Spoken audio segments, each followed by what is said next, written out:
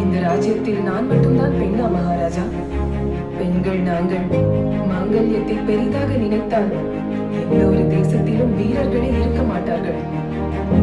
எல்லா பெண்களும் தனது தேசத்தின் நன்மைக்காக தங்களது மாங்கல்யத்தை தியாகம் செய்து படைக்கு வீரர்களை அனுப்புகிறார்கள். அவர்களில் நானும் ஒருத்தி.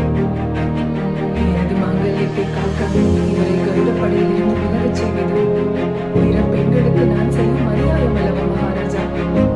தாயே, ஒரு தேசம் மேன்மையுள்ளது ஆண்களால் மட்டுமல்ல, உன்னை போன்ற குலவரசின் தியாகத்தினால் தான் போற்றப்பட வேண்டியது வீரம் மட்டுமல்ல, உன் போன்ற பெண்களை தியாகம் பண்ணுவார்.